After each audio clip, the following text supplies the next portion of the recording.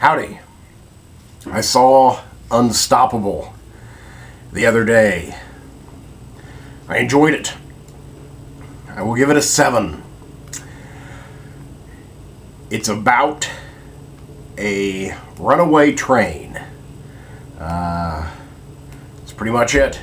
Train gets going on its own through a series of unfortunate events and becomes a unstoppable missile the size of the Chrysler Building, as they like to say.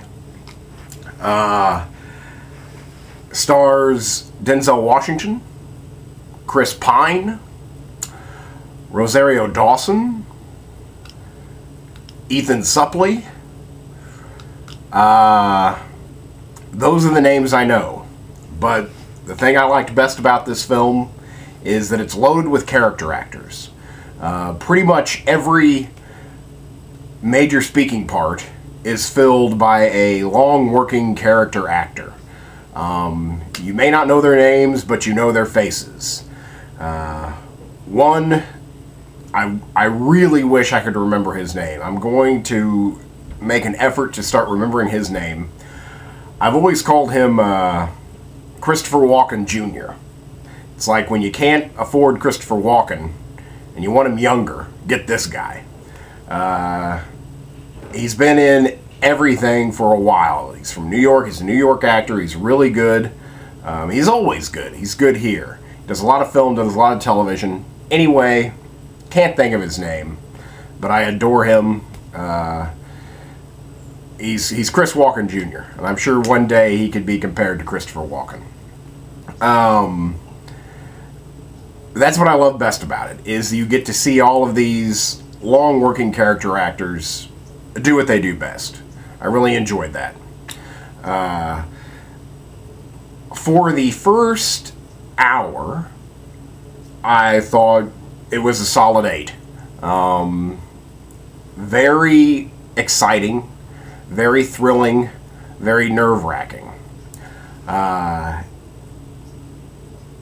It always, for the entire film, has a little bit of monotony to it. Like there's a intense action sequence, then you see people at corporate try and interpret and solve the problem. Then you see Rosario Dawson's character relay that information, and then you see Denzel Washington and Chris Pine argue and then do what needs to be done, and then like each other, laugh it up. So the entire film is a tad repetitive. That's fine. Nothing wrong against it. It just is. But for the first hour, I was like 8. But then it gets not only repetitive in terms of story, but in terms of directing. The camera starts like panning from, I mean, it was almost comical to me. The camera makes quick pans from left to right, and then from right to left, like very much kind of like the recently seen Fair Game. Like they're taking conversations and they're trying to make it as exciting as possible, so the camera's doing all these crazy things when all the people are doing is just sitting there talking.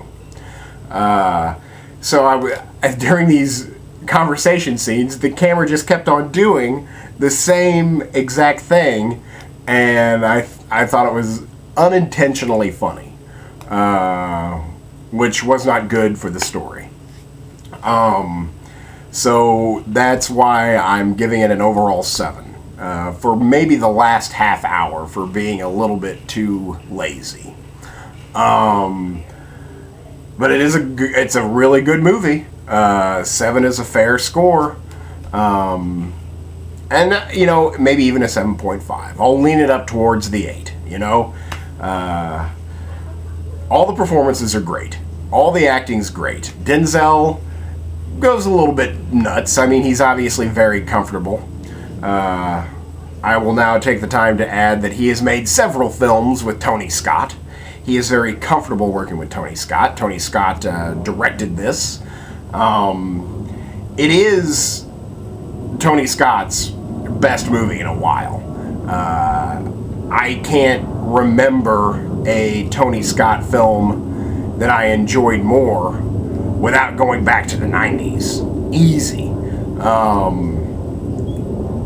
For me, Tony Scott did two very important films to my adolescence, and that's True Romance and Crimson Tide.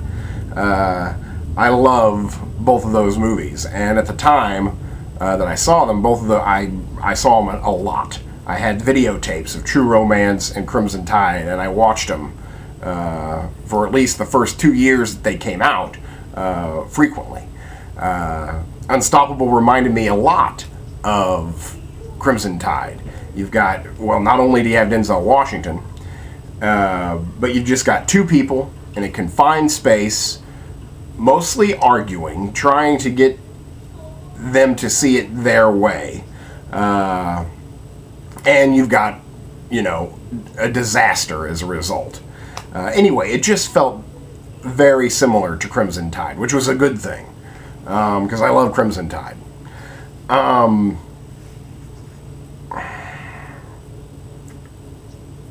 Very well acted throughout. Again, Denzel, he's feeling very comfortable, does a lot of things that maybe I feel that someone in the actual situation wouldn't do. And, you know, you could tell maybe at some points that he's acting, you know, that he's Denzel. He's just very relaxed, and he feels free to chew the scenery and show Chris Pine a thing or two about a thing or two.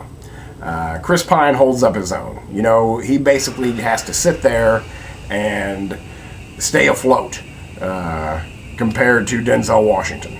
So I, you know, admire him for that. But the acting throughout is by far the highlight for me. One thing I really enjoyed about the film that also makes me think of Crimson Tide is it gives you a peek, a very technical peek into a world that you may not know about, but that it's, for me, fascinating to find out information about things that I take for granted, which is railroading. You get to see a lot of inside the life of railroading. Now, it gets very technical. Sometimes I wish that I had, when Crimson Tide came out, Entertainment Weekly, I've been a long-standing reader, subscriber of Entertainment Weekly.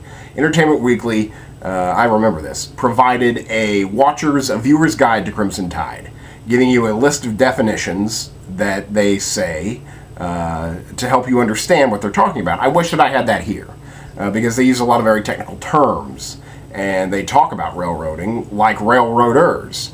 So I felt, I mean, maybe a little bit excluded, but I wanted to know more. I was like, oh, that's awesome. You know, this is really cool because, you know, again, you take railroading for granted. You don't even really think about it.